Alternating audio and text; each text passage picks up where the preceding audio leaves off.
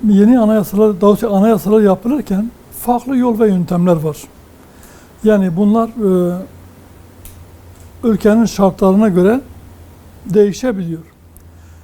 Bizde yani Türkiye'de anayasalar yapılırken genelde ya bir kurucu unsur dedikleri ya da kurucu güç, iktidar tarafından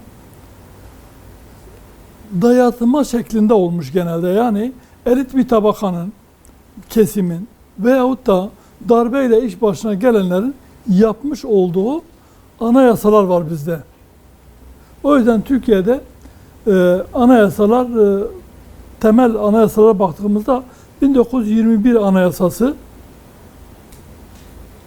1924, 61 ve 82 Anayasası var.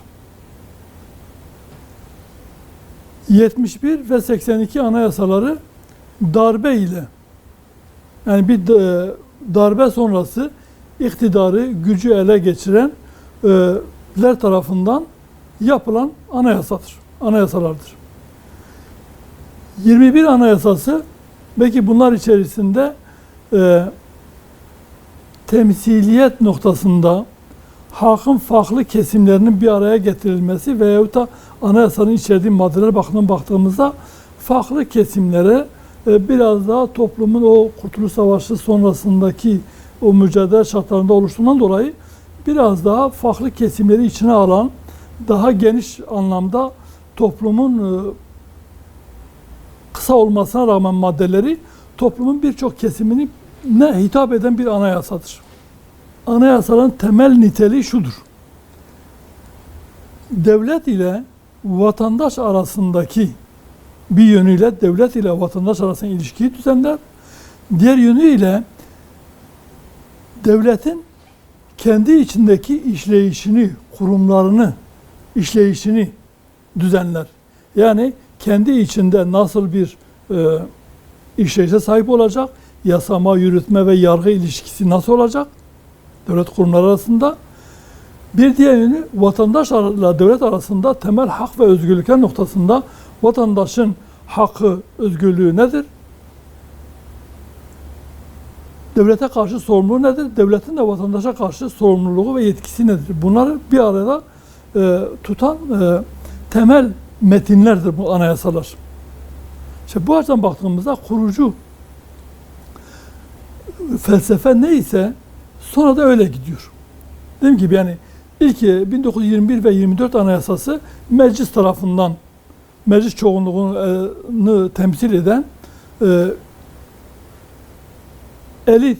elitist bir tabaka tarafından oluşturulmuş olan anayasalardı. 61 ve 82 Anayasası ise darbe ürünüdür ve darbecilerin istediği şekilde dizayn edilmiş, devlet yaptığı dizayn edilmiş ve darbecileri koruyan, darbeyi meşrulaştıran anayasalardır.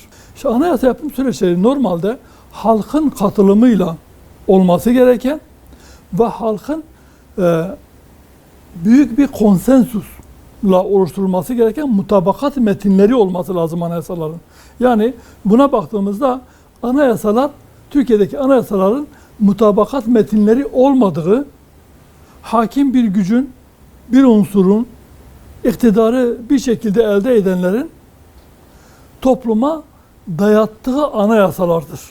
Özellikle 61 ve 82 Anayasası dayatma anayasalardır.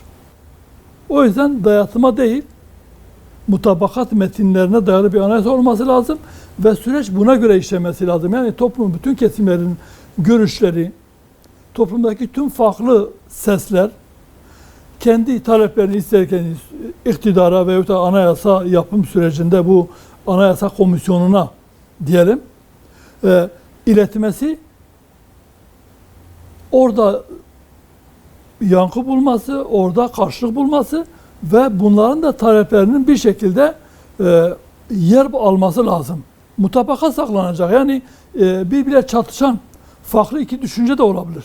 Ama nihayetinde bu anayasayı hazırlayacak olan komisyon bunları uzlaştıracak ve hiç kimsenin kendisini öteki his etmeyeceği bir metne dönüştürmesi lazım.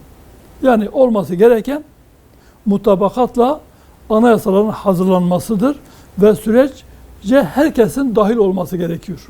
Gerek mecliste temsiliyeti olan partiler, gerekse mecliste temsiliyeti bulunmayan partilerin tümü bu süreç içerisinde aktif rol oynamalıdır. Yeni anayasa yapım sürecinde aktif rol oynaması gerekiyor.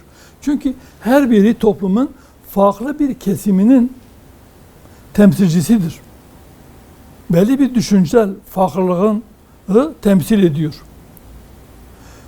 Ve kendilerini öteki hissetmemeleri için tüm kesimler, sadece partiler değil, partileşmemiş olan sivil toplum kuruluşları da bu noktada katkı sunması gerekiyor. Yani yeni bir anayasadan beklentileri nedir? Nasıl bir anayasa istiyorlar? Hepsinin bu noktada taleplerin alınması lazım ki 2010'daki anayasa çalışmaları döneminde de farklı birçok kesimden anayasa önerileri alındı. Sivil toplum kuruluşları dahil. Mezhep partilerden eşit oranda milletvekili alındı, komisyona üye tayin edildi ve 55 madde üzerinde bir uzlaşma sağlandı. Sonrasında bu kesintiye uğradı. 2017 referandumunda sistem değişikliği nedeniyle, yani parlamenter sistemden Cumhurbaşkanı sistemine geçişe yönelik bazı değişiklikler ve vesayet kurumlarının bir kısmının kaldırılmasına yönelik bazı değişiklikler yapıldı. Referanduma sunuldu. O referanduma kısmı değişik yapıldı ama anayasanın tümü değiştirilmedi. Toplumun tüm kesimlerinin oradaki talepleri yerini bulmadı. Niye? Çünkü sadece yapılan 82 anayasasının, darbe anayasasındaki bir kısım değişikliklerdi. Önemli değişikliklerdi ama bir kısmıydı. O yüzden yeni bir anayasanın yeni olabilmesi için sıfırdan yapılması lazım. Yani eski anayasanın bir kısım yerlerine rötuş yapılarak ya da yeni düşünülen sisteme uyarlama yapılması yenilenmiş bir anayasa olur. Kısmen yenilenmiş bir anayasa olur ama yeni bir anayasa olmaz. O yüzden Türkiye'nin yeni bir anayasaya ihtiyacı var. Kısmi değişikliklerle yenilenmiş ya da makyajlanmış bir anayasaya değil. Şu an Cumhur İttifakı, AK Parti ve MHP'den oluşan bir Cumhur İttifakı, özellikle Vatan Partisi'nin desteğiyle bir Cumhur İttifakı söz konusu. Cumhur İttifakı'nın tek başına meclisteki sandalye sayısı, milletvekili sayısı anayasa hem yeni bir yapılacak olan anayasayı ya da düşünülen anayasayı referanduma götürme veyahut da mecliste kabul etme yeter sayısı mevcut değildir. Yani 600 milletvekili var şu an ve anayasa mecliste yeni bir anayasanın kabul edilmesi için en az 400 milletvekiline ihtiyaç var.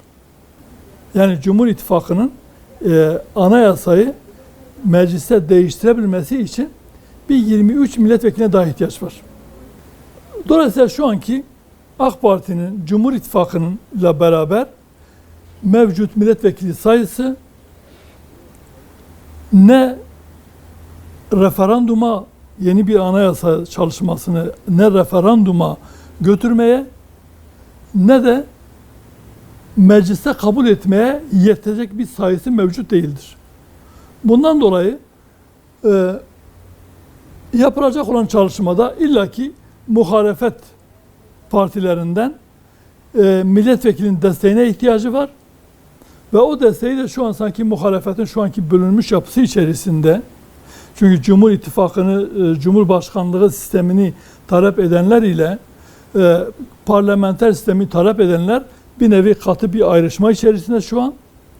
Ve dolayısıyla ne muhalefet bu durumda yeni bir anayasa yapma gücüne mecliste, yani yapma ve mecliste referanduma götürme gücüne sahip, ne de iktidar, Cumhur İttifakı. Bu açıdan şu anki tartışmalar bir nevi fikirsel ve teorik düzeyde kalacak tartışmalara benziyor. Daha önce de yeni anayasa ile, doğrusu anayasada bulunması gereken şartlar ve anayasada temel hak ve özgürlüklere, halkın temel değerlerine aykırı olan hususların ayaklanması gerektiğini söyledik. Şu an ki anayasa değişikliği 2017 referandumdaki değişiklik bizim gerek genel başkanlığı yapmış olduğum Mustafa Safder döneminde 2010 yılında hükümete sunduğumuz anayasa değişiklik önerileri, gerekse de 2017 referandumu öncesi ilgili bakanlıklara yapmış olduğumuz görüşmede onlara vermiş olduğumuz öneriler doğrultusunda anayasada o taleplerimizin bir kısmı karşılandı. Yani askeri vesayetin geriletilmesi noktasında orada ki taleplerimizin bir kısmı yerine getirildi ve ciddi manada da o halkın temel değerlere uyuşmayan vesayet kurumları geriletme noktasında bir katkımız olduğunu düşünüyoruz.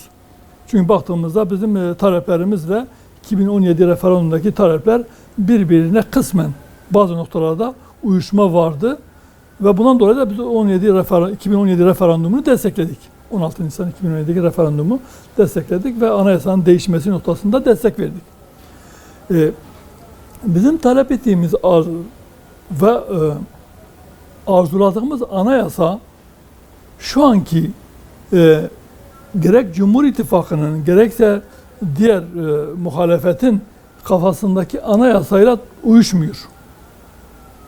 Biz anayasanın tamamen vesayet kurumlarına arındırılmasını istiyoruz. Yani hiçbir vesayet kurumuna yer verilmemelidir anayasada. Anayasa yeni olmalıdır diyoruz. Yani sıfırdan yapılması lazım ve daha önceki anayasaları referans almamalıdır. Yeni olabilmesi için bir anayasanın sıfırdan hazırlanması lazım ve önceki darbe anayasaları ve diğer anayasaların hiçbirini referans almamalıdır. Anayasanın sivil olması lazım diyoruz. Tamamen sivil bir oluşumla, yani siyasi partiler ve STK'ların yönlendirmesiyle ve talepleri doğrultusunda yapılmış olması lazım. Anayasanın fikir ve düşünce hürriyetini öne çıkarması gerektiğini düşünüyoruz. Yani anayasada fikir ve düşünce hürriyetine önem verilmesi lazım ve bu doğrultuda yapılması lazım. Yani şunu diyoruz, anayasa, bunun içinde diyoruz ki anayasa hiçbir ideoloji barındırmaması lazım. Eğer bir anayasada ideoloji varsa, bir ideoloji dayatıyorsa, düşünce ve fikir hürriyeti o anayasada tamamen yer bulamaz. Niye? Çünkü o ideolojiye aykırı olan düşünce ve fikirler suç sayılacak veyahut da öteki sayılacak. Anayasanın diyoruz ki eşit vatandaşlık noktasında da tüm vatandaşları eşit kabul etmesi lazım. Tüm vatandaşların gerek düşünce, gerekse etnik aidiyet noktasında eşit olabilmesi için anayasandaki etnisiteye dayalı vatandaşlık kavramının değiştirilmesi lazım. Yani etnisiteye dayalı olan vatandaşlık kavramı o etnisiteye mensup olmayan diğer kesimleri ötekileştirecek. O yüzden anayasa etnisiteye dayalı vatandaşlık tanımı içermemesi lazım. Mevcut anayasanın o maddesini değiştirilmesi lazım. Anayasanın din ve ibadet, inanç ve ibadet özgürlüğünün tam olması lazım diyoruz. İnanç ve ibadet özgürlüğünün anayasada tam anlamıyla kendini bulabilmesi için sekülerizm dayatmasının anayasada yer almaması lazım. Yani anayasanın laikliği ve laikçiliği dayatmaması lazım. anayasa eğer laikliği, laikçiliği ya da seküler yaşamı dayatıyorsa o zaman dini yaşam, inanca dayalı yaşam noktasında bir ötekileştirme his olacaktır. Yani inancına göre yaşamayı isteyen insanlar bu anayasada kendini bulamayacak. Ve anayasa bir yaşam tarzı dayatmış olacak. O yüzden anayasanın diyoruz ki yaşam tarzı dayatmaması lazım. Seküler yaşamı dayatmaması lazım. Ve şu anki mevcut anayasada seküler yaşamı dayatan maddelerin de değiştirilmesi lazım. Yani anayasa kısacası toplumun her kesimini kapsayan, inanca sınırlama getirmeyen, etnisiteyi, mevcut etnisiteleri, kavmi yapıları dışlamayan, tamamen sivil ve yeni bir anayasa olmalıdır. Eskilerin devamı, eskilerin işte makyajlanmış hali olmaması lazım.